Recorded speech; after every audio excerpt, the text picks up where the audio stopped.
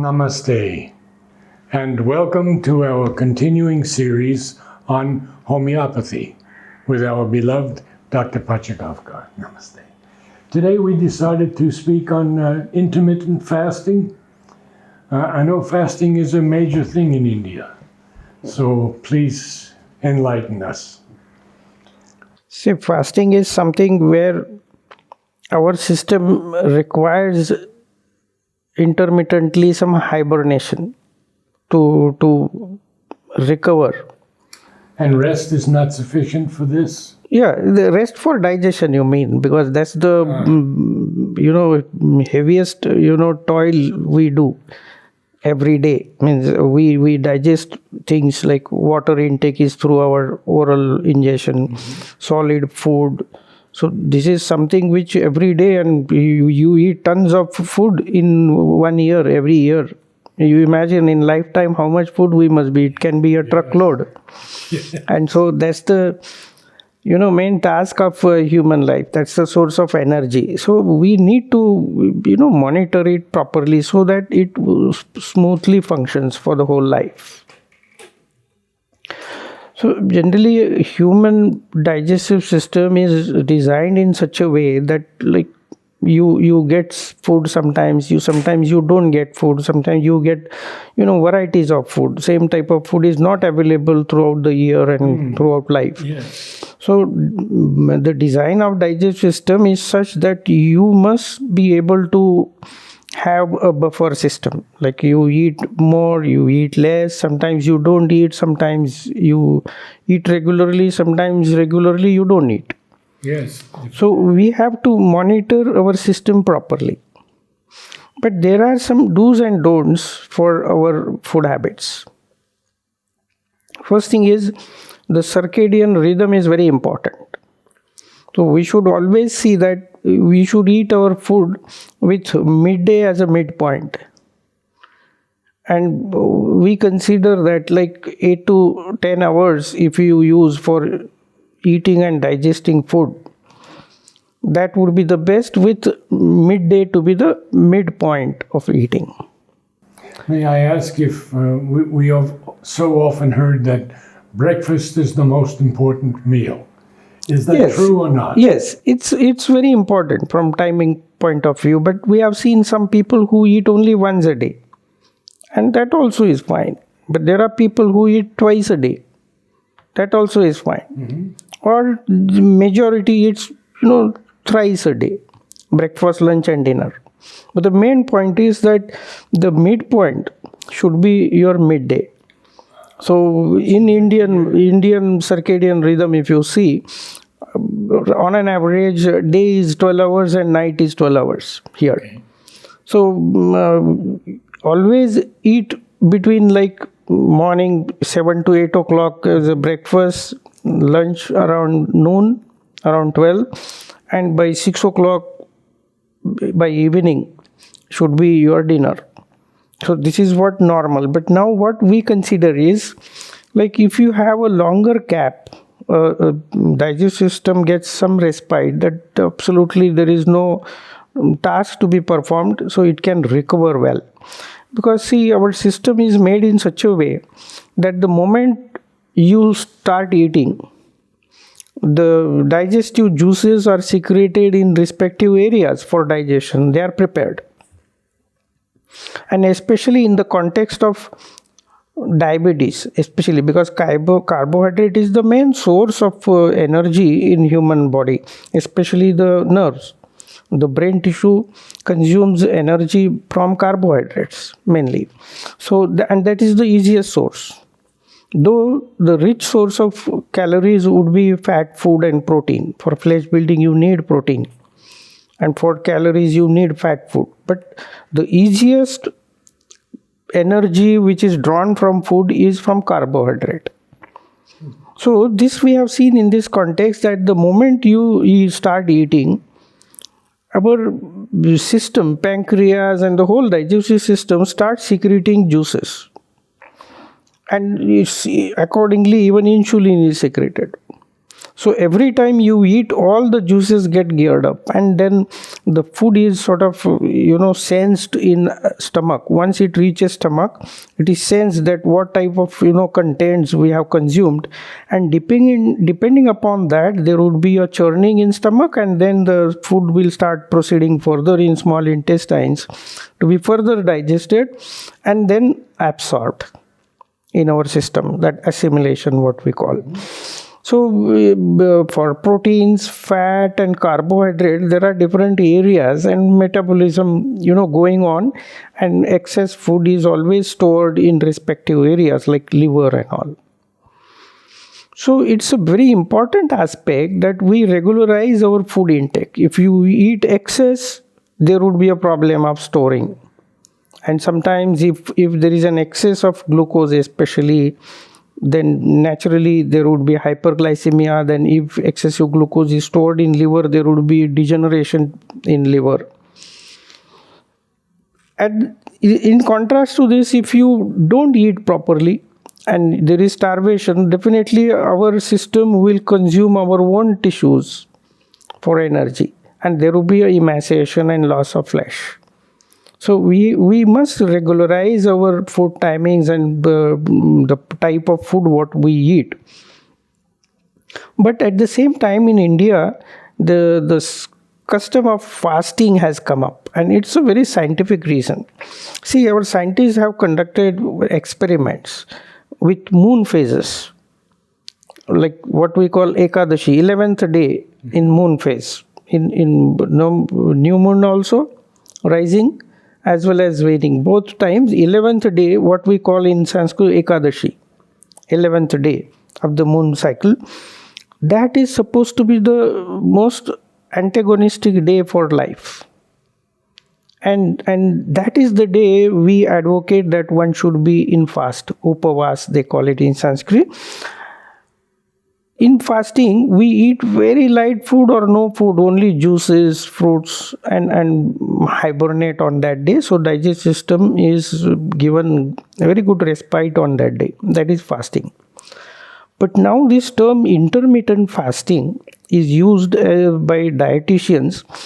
And here the idea is that you eat for 8 hours, twice, thrice, whatever you want, and remaining 16 hours don't eat anything. Allow your system to assimilate it, digest it. What happens?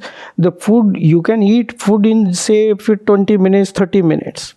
But then it has to churn in stomach depending upon what you eat. Like if you eat fat food, it may churn up in stomach for 3 hours, 4 hours.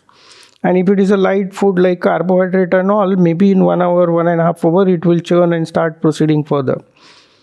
And as it proceeds further, the ingredients, they are digested, they are split, and it is absorbed and assimilated and distributed, disseminated in required degree to required organs.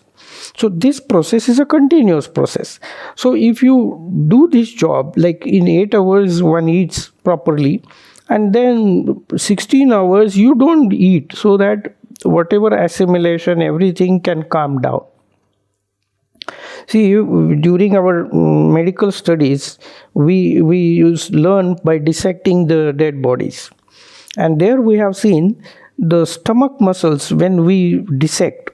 They are as strong as biceps, because the stomach has to churn the whole food. Like suppose including water, saliva and food what we eat, it can weigh little more than 1 kilogram, around 2 pounds or even more. And that has to be churned for hours together, at least 1 to 1.5 hours it has to churn in stomach. So stomach muscles also are very strong. So definitely eating is really a sort of an exertion. Eating means eating and churning and digestion. So definitely it is advocated that you eat regularly so that your body gets used to it and give enough respite. Especially see during sleep. If your digestive system is active during sleep, the sleep quality will not be good. Because in sleep mainly what happens that all autonomous functions are suspended. Like you stop hearing anything when you are asleep, you don't see anything. or even touch also, you are not that sensitive during sleep to touch. So all your five senses are almost in suspended animation. They are subconscious. Autonomous systems are working, but definitely all the senses, they are sleeping, they are dormant. But at the same time, the digestive system, if it is active, so one part of the body is in hibernation and one part of the body is equally active, so that actually creates imbalance, and so your sleep quality also will be affected. So we always advise that you eat at least 2.5 to 3 hours earlier to bedtime, so that the food is digested well, it is assimilated well. Not only that, like what food we eat, see, even if we are eating solid food, in mouth, the sprinkles of saliva, are sprinkled, and a lot of saliva is mixed there, and what goes to stomach is always like liquid. Even if you eat solid food, what goes to stomach is always liquid. And this has to be digested, and when it advances further, that whole fluid is again absorbed in the body, and then it will again, there would be a urination formation because of with this fluid. So even urination also, we consider that if you finish digestion before you go to bed, even this part of urination also will be when you are awake. So then you don't need to go beyond one bladder full of urine during sleep. So if on an average we sleep for 7 hours, so in 7 hours, hardly one bladder full of urination must be there in normal course. So one doesn't need to get up for emptying your bladder during sleep, and it doesn't disturb your sleep. But at the same time, like if you eat your food, dinner, and then go to bed before it is digested, definitely then it will proceed further, then the fluid also will be absorbed, the urination also will be there, and you will have to wake up for when bladder is full, then you need to wake up from sleep for that. So from all aspects, it is always better to eat food in daytime, in a restricted time when you are active, and night time or late evening time you should not eat. Your digestion must be completed late evening, so that night you have a very good hibernation and quality sleep you get. Now this intermittent fasting, there are again grades of intermittent fasting. The people who are working hard, like physical work, for them they should eat for 10 to 12 hours. So that daytime 10 to 12 hours if they eat, nighttime 12 to 14 hours they are not eating. So that type of intermittent fasting, like you eat for 10 hours and then don't eat for 14 hours in 24 hours, that becomes a very good tailor-made intermittent fasting for them. But people who have sedentary habit, for them we advise that you eat only in 8 hours. Say by 8:30, 9 o'clock morning meal and 4:30, 5 o'clock evening meal. So you eat in 8 hours, and then remaining 16 hours you don't eat anything. So there is no load for your digestion, and your energy levels are maintained well, and your health also, the quality of sleep, you are refreshed every day, and your energy levels are well maintained. Your digestive system also is so good. And when digestive system is healthy, every element available in your food is absorbed, assimilated and utilized in the body. And if at all there is some sort of a deficiency in you, our system starts craving things which contain that. Like you need calcium, suppose, especially during pregnancy or growing children, they need more calcium. They start craving things which contain calcium. This should be a what we call an instinctive, innate desire or innate system to demand that, to crave that. So when your digestion is good, definitely these things will be there, that you would start relishing the food which you need more, relishing the food which is good for that season. So this intermittent fasting, or even fasting in general, is very good concept. And especially on Ekadashi day, the scientists, as I told you earlier, that scientists have proved on germination. What they did, every day they used to put seeds for germination, and they used to measure the progress of germination. And they have seen that on 11th day of moon phase, before Purnima as well as before Amavasya, 11th day is most antagonistic. The growth of germination is the slowest on 11th day. What day is the fastest? Then first onwards, they say. First Okay. onwards. Yes. I see. But 11th is the lowest. But then that also varies, because some people have, they are prone for aggravation during full moon day. Some are more related during Amavasya day. Something like that. It varies individual to individual. But this 11th day is antagonistic to everyone. And that's why in Indian culture, we have devised that 11th day, Ekadashi, should be a fasting day. So there are people who undertake fasting. On that day, they eat maximum 25% to 30% of what they eat every day. And just fluid and very light food they eat, which is available in that season. I wanted to ask about the effect of potatoes on the system. See, potato is complete starch. It's a carbohydrate. And we always tell you, in our instruction to patients regarding diet, we write that potato you can eat, but eat it as rice. It is a carbohydrate. It is not vegetable. So vegetable component is only the peeling. And somehow some people, they remove the peeling, they don't eat. Yes. But in potato, its peeling is something which contains a lot of cellulose and a lot of vitamins also, a lot of minerals also. But it is a starchy food, it is good.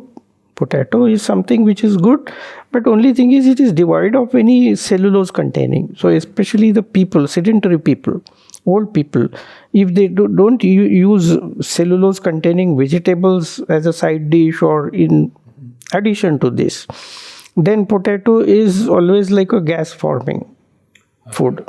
Otherwise, potato is a good concept. Eating instead of rice or with rice or as rice you can use. Okay.